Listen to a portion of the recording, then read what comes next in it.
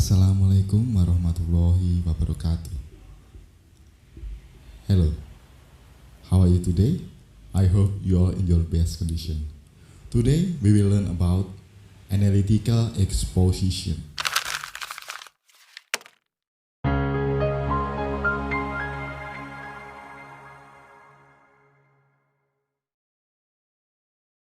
Dalam mempelajari analytical exposition hari ini, kita akan bagi dalam beberapa bagian, yaitu bagian yang pertama, pengertian. Bagian yang kedua, ciri-ciri. Bagian yang ketiga, generic structure. Dan yang terakhir, contoh. Pengertian analytical exposition. Analytical exposition adalah jenis teks dalam bahasa Inggris yang digunakan oleh penulis untuk mengungkapkan suatu pandangan terhadap suatu isu. Dengan kata lain, teks ini merupakan teks argumentatif. Kita bisa menemukan teks ini dalam berbagai macam artikel yang ada di koran, majalah, jurnal, buku-buku ilmiah, pidato akademis, dan lain sebagainya. Ciri-ciri analytical exposition. Yang pertama, merupakan teks argumentatif. Jadi, dalam pembuatan suatu teks harus disertai dengan alasan-alasan yang mendukung. Yang kedua, menggunakan simple present tense. Biasanya bisa kita lihat dari teks tersebut menggunakan verb bentuk yang pertama atau istilahnya V1. Yang ketiga, menggunakan kata penghubung.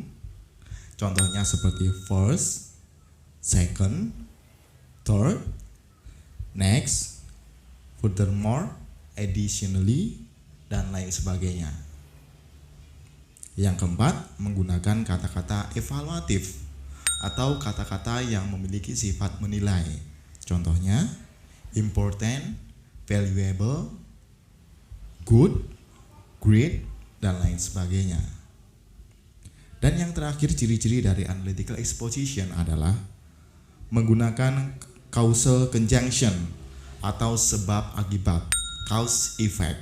Contohnya as a result, due to, because, by consequently, despite, for that reason, dan lain sebagainya. Generic structure dari analytical exposition. Generic structure atau biasa kita sebut dengan bagian-bagian teks. Di sini untuk analytical exposition terdapat 3 bagian. Bagian yang pertama yaitu tesis. Bagian yang kedua yaitu argument, dan bagian yang ketiga yaitu conclusion.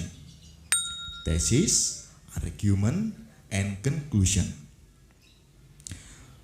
Untuk bagian yang pertama, tesis, berisi pendapat penulis atau pembicara terkait topik yang dipermasalahkan. Yang kedua, argument. Argument merupakan pendapat-pendapat yang mendukung dari ide pokok. Jadi dalam suatu penulisan teks analytical exposition, kita harus mencari argumen-argumen mungkin dari penulis lain yang mendukung pendapat kita supaya pendapat kita bisa diterima oleh orang lain. Dan yang ketiga, conclusion. Conclusion merupakan suatu kesimpulan, yaitu berisi tentang kesimpulan atau pernyataan ulang atas inti dari apa yang telah disampaikan atau ide yang telah disampaikan tadi.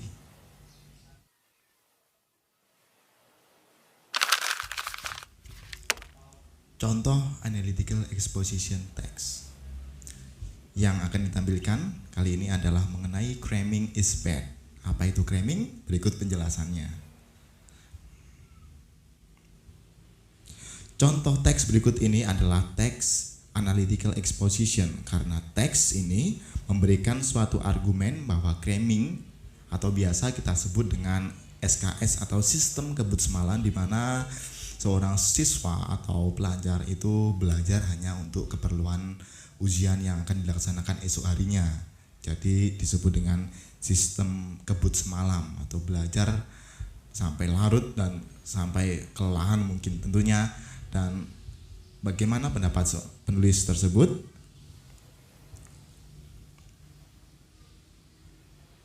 Kita lihat dari ciri-cirinya, merupakan teks argumentatif yang disertai dengan alasan-alasan yang mendukung.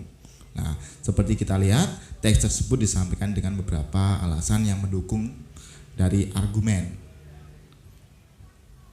Yang kedua, menggunakan present tense. Semua kalimat dalam teks tersebut menggunakan present tense.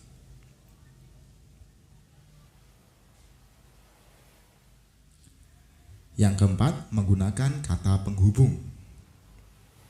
Kata-kata penghubung yang kita dapat temukan dari teks tersebut contohnya adalah the first reason, additionally, furthermore, and thus. Ciri-ciri selanjutnya yaitu menggunakan kata-kata evaluatif. Kata-kata evaluatif yang dapat kita temukan dari teks tersebut contohnya adalah bad, great, good, and negative. Menggunakan causal conjunction, contohnya yaitu bisa kita temukan dalam teks tersebut yaitu kata because atau dalam bahasa Indonesianya karena. Selanjutnya kita lihat dari struktur teks. Yang pertama yaitu tesis, bisa kita temukan dalam this habit can lead to negative impact for some reason. Negative impact, ya, negative impact untuk beberapa alasan.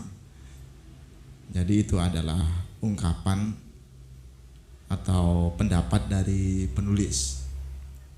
Selanjutnya argumen yang mendukung yaitu disruption in the regular sleep cycle. Jadi mengganggu siklus tidur dari si pelaku SKS ini, si pelaku cramming ini. Dan juga using stimulant for cramming gives back effect its consumer. Jadi cramming di sini juga memberikan efek-efek yang lainnya seperti selain dalam mengganggu siklus tidurnya, ya, juga mengganggu waktu ujiannya, ya. Contohnya seperti misalnya kalau belajar di malam hari, maka pagi harinya waktu ujian akan merasa mengantuk. Nah, itu ya.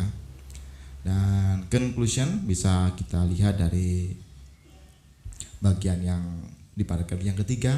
To sum up, cramming is bad because it disrupts our regular sleep cycle, which cause temporary intellect, and using stimulant for cramming gives bad effect to our health.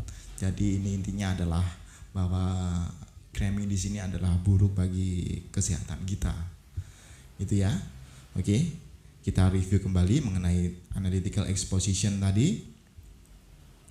Analytical exposition adalah teks atau jenis teks dalam bahasa Inggris yang digunakan untuk menjelaskan pandangan, ya, pandangan penulis mengenai suatu isu. Atau dengan kata lain bahwa teks ini merupakan teks argumentatif.